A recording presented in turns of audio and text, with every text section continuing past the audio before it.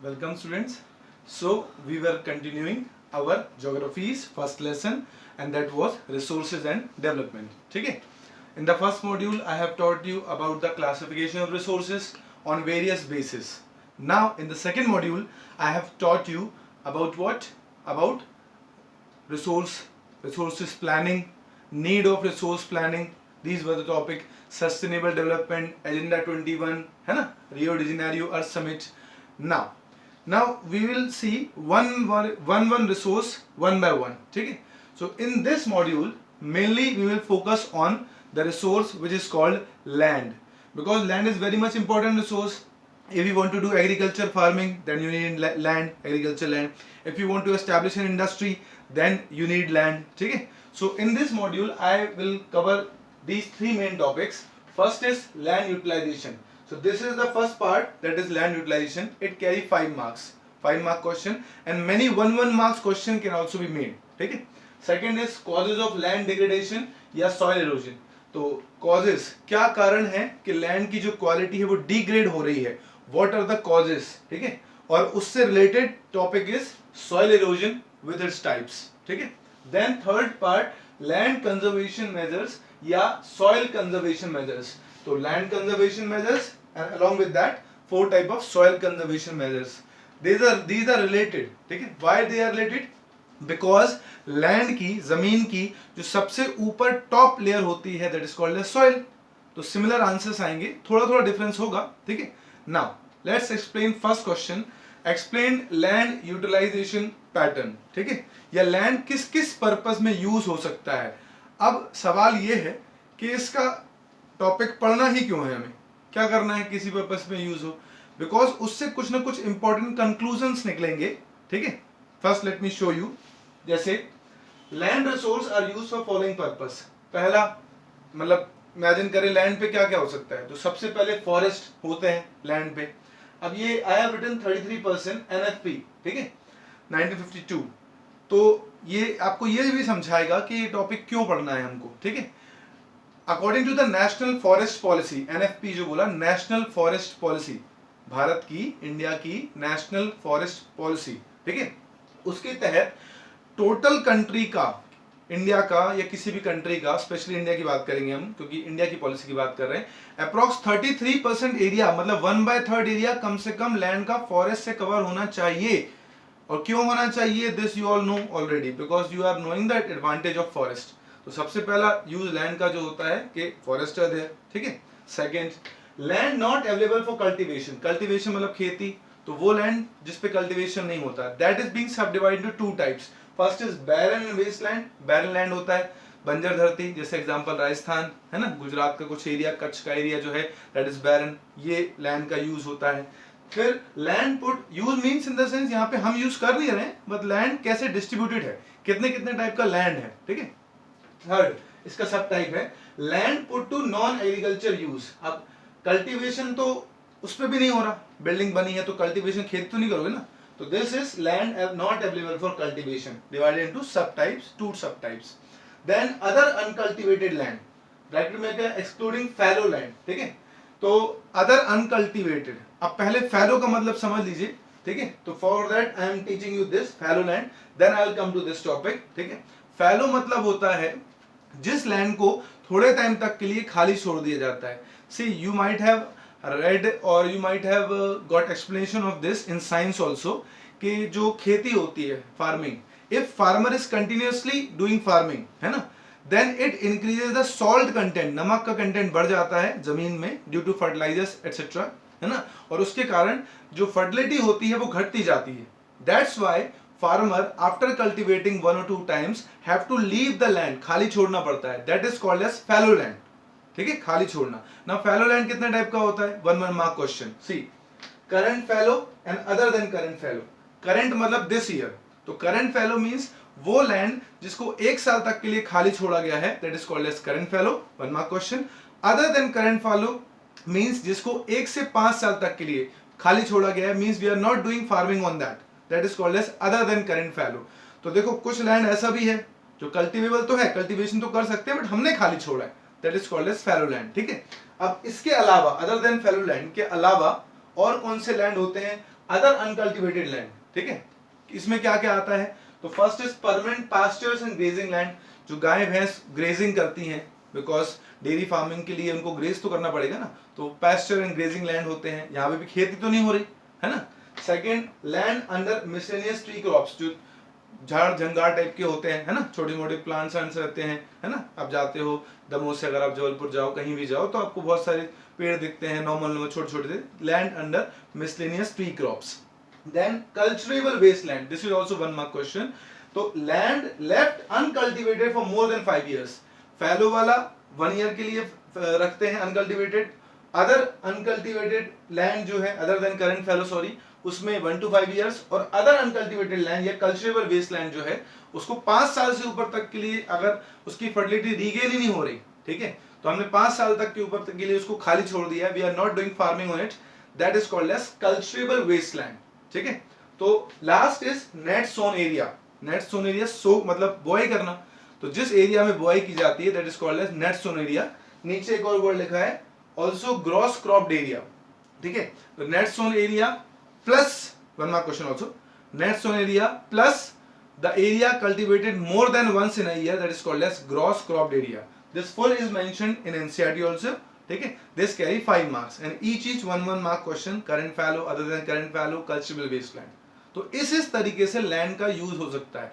Now, तो इसको हमने क्यों पढ़ा, व्हाई वी रेड इट, हमने इसलिए पढ़ा बिकॉज अगर हमें पता है कि हमारे लैंड का यूज हो कैसे रहा है, तभी तो हम अपनी पॉलिसी बना पाएंगे, ठीक है। जैसे अगर सपोज करो फॉरेस्ट लैंड होना कितना चाहिए, 33%, अब सपोज फॉरेस्ट घट रहे हैं, डिफॉरेस्टेशन हो रहा है, then it will be a critical problem for us, then government have to make policy for afforestation, पेड़ लगाना, ठीक है। अगर सपोज करो करंट फैलो लैंड बढ़ रहा है, तो फिर उससे क्या होगा, उससे ये होगा कि भी यहाँ हम ज्यादा केमिकल फर्टिलाइजर यूज कर रहे हैं, तो लैंड की फर्टिलिटी घटती जा रही है, तो हमें ध्यान रखना चाहिए कि नहीं, don't use such type of chemicals which is decreasing the fertility of land.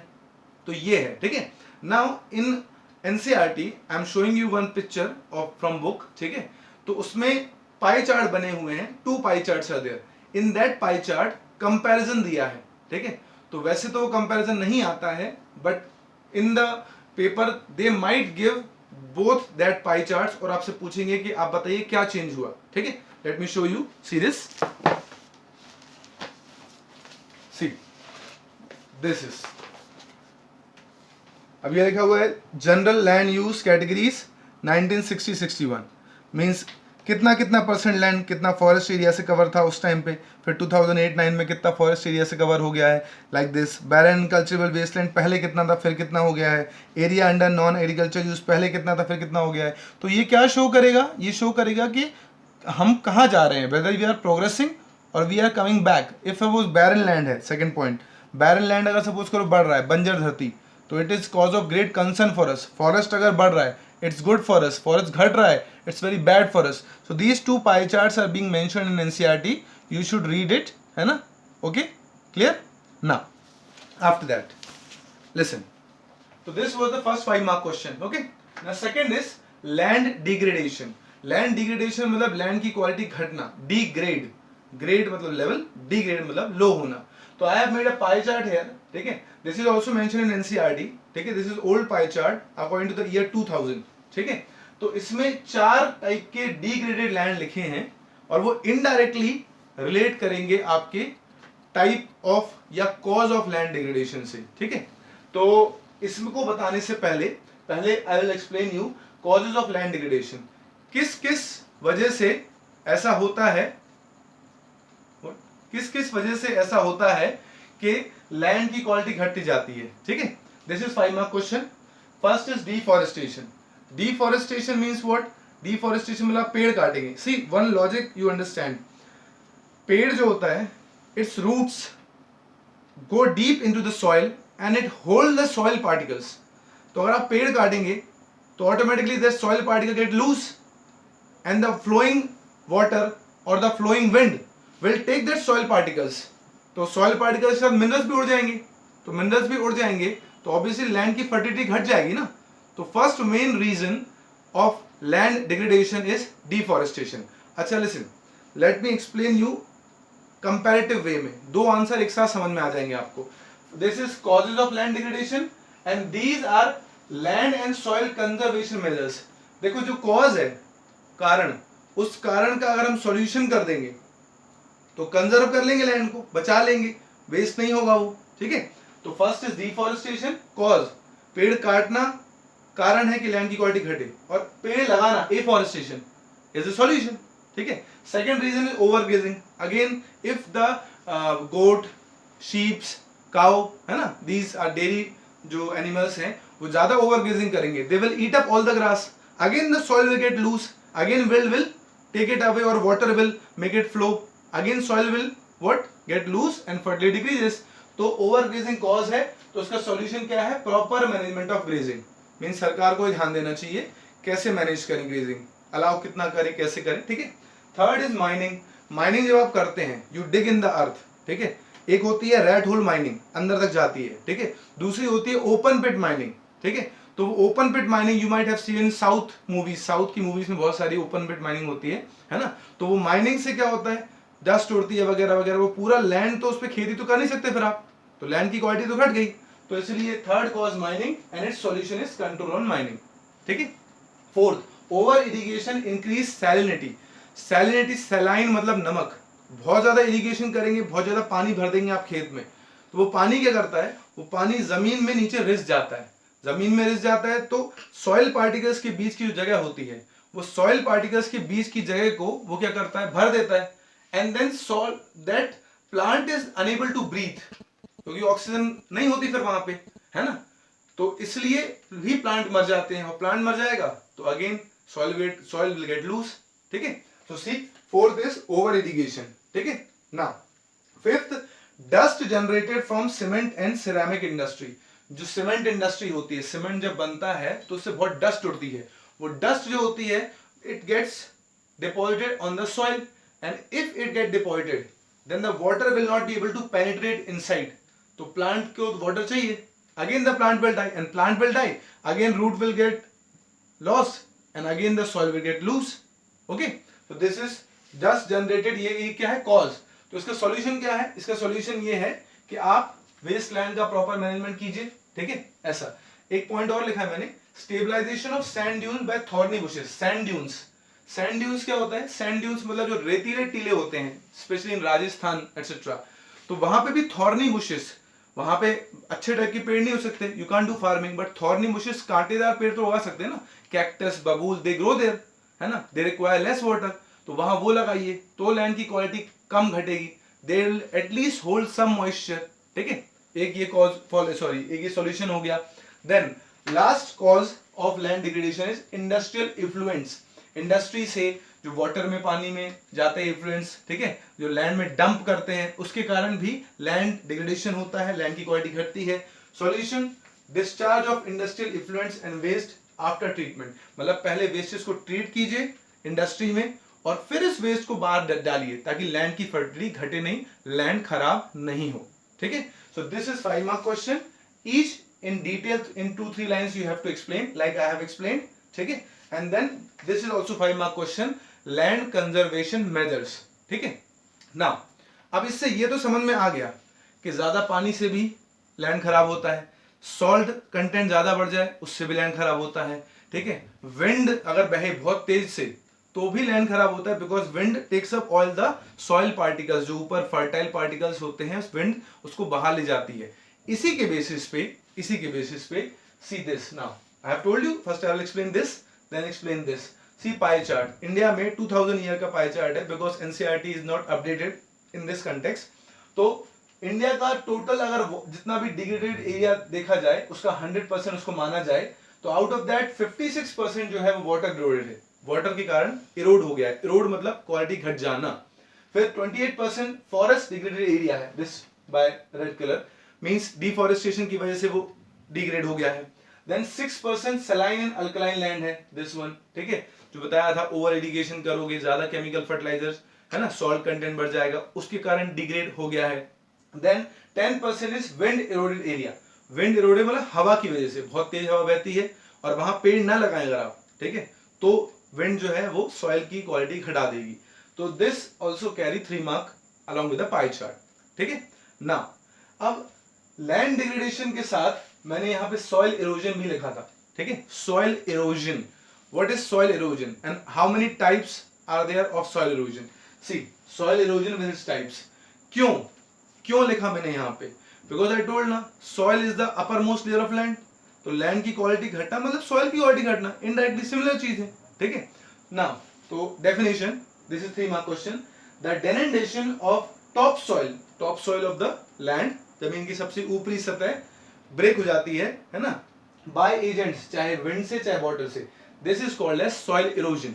Now 2 type के इरोजन होते हैं, एक होता है गली इरोजन एंड एक होता है शीट इरोजन. शीट मतलब होता है जैसे एक प्लेन शीट है. तो शीट इरोजन किससे होता है? वाटर से होता है. खासकर जैसे एक माउंटेन है, तो माउंटेन में ऊपर बारिश होती है ना, because mountainous areas are more famous for rainfall, they cause rainfall. तो माउंटेन से पूरी मिट्टी वो बहा के नीचे ले आते हैं as a sheet. This is called as sheet erosion by flowing water. See, sometimes water flows as a sheet over a large area down a slope मतलब mountain. So this type of erosion, this type of washing up of the soil, top cover of soil, that is called as sheet erosion. दूसरा था, मतलब पहला वाला था गली erosion. गली नाम से ही समझ में आ रहा है, गली. तो when water flows with much pressure, तो खेतों में वगैरह भी ऐसे ऐसे बिल्कुल नालियां टाइप की बन जाती हैं. ठीक है, that is called as gully erosion and it is also called bad land. India में जो, अगर आपको पता हो, ग्वालियर के पास एमपी में ही चंबल घाटी है, that is the best example of gully erosion. See, a narrow steep sided channel बन गया. ठीक है, form by running water, that are called as gully and the erosion which takes place is called as gully erosion. So this is 3 mark question, explain soil erosion with its types. ठीक है ना. तो ये cover हो गया pie chart, कितने कितने percent कौन कौन सा लैंड डिग्रेडेड एरिया है, किस किस वजह से, लैंड डिग्रेडेशन के कॉजेस क्या हैं, सॉइल इरोजन क्या होता है और उसके टाइप्स क्या होते हैं, देन सॉइल इरोजन या लैंड डिग्रेडेशन को रोकने के लिए क्या स्टेप उठाए जाने चाहिए. ठीक है, ये तो क्लियर है. नाउ मैंने यहाँ पे भी लैंड एंड सॉइल कंजर्वेशन लिखा है, बिकॉज आई टोल्ड ना कि लैंड की टॉप मोस्ट लेयर क्या है, सॉइल. इसलिए ये आंसर तो लिखेंगे, but if 5 marks question, separate question can come, specially you right about hilly areas.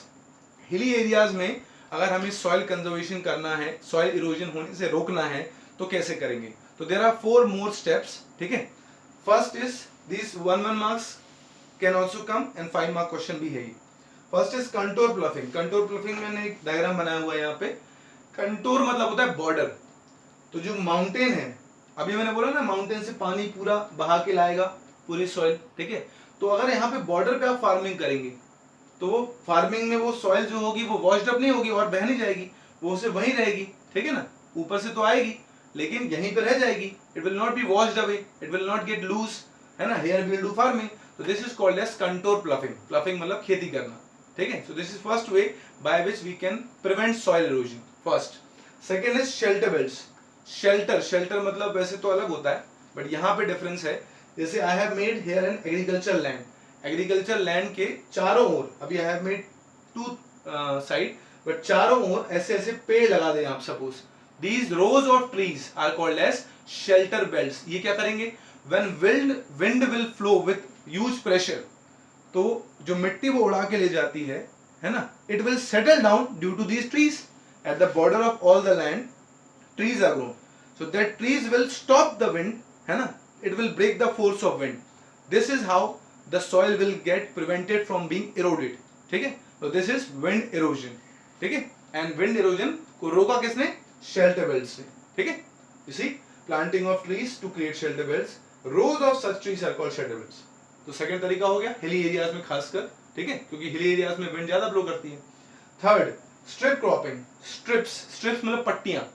तो जैसे ये मैंने बनाया है डॉट डॉट्स. ठीक है, मतलब जो खेती करते हैं आप, है ना, फार्मिंग, उसके बीच में छोटे छोटे ग्रास के जो स्ट्रिप्स हैं वो लगा दीजिए. उससे क्या होगा? Grass will hold the soil, its roots will hold the soil and the soil will be prevented from washing away. So that is called as strips of cropping. Rows or strips of grass in between the crop. Third way to prevent soil erosion. And fourth and last is terrace farming. Terrace farming कैसे? Terrace का मतलब छत नहीं है यहाँ पे. See, mountain is there. एक बताया था कि mountain के यहाँ कंटूर पे farming कर लीजिए. Mountain के slopes को काटिए and do farming here. ठीक है, बीच में ही. उससे क्या होगा? The soil which will be washed away, वो यहाँ जमा हो जाएगी. ठीक है, वो नीचे नहीं बह जाएगी. और हमारी खेती भी हो जाएगी. तो this is called as what, terrace farming. ठीक है. तो these are the 4 ways by which we can prevent soil erosion in especially hilly areas. Okay. Now this covers land resource. In the next module I will explain you about the type of soil. There are many type of soil. 6 type of soils are there mentioned in your NCERT book. उसके सबके features क्या होते हैं वगैरह वगैरह. What are the unique properties, where they are used, in which area they are found. ठीक है. और मैं आपको दिखा दूं अभी ऐसे. In the next module I will also explain. देखिए ये सॉइल है. This map is given mention in your NCERT also. ठीक है. तो ये different type of soil. Mountain soil कहाँ पाई जाती है. ठीक है. एरिड सॉइल, एरिड मतलब बंजर धरती, राजस्थान. ठीक है. यहाँ पाई जाती है. Alluvial soil found here. ठीक है. देन उसके बाद आपका here red and yellow soil found here. This is also mention in NCERT in very coloured format. So you should look at that NCERT because this map work of area of different type of soil is going to come in your 10th class final exams also. Okay. So these 5 to 6 type of soil with their areas, this I will teach you in the next module. Okay. Thank you. Thank you to all of you.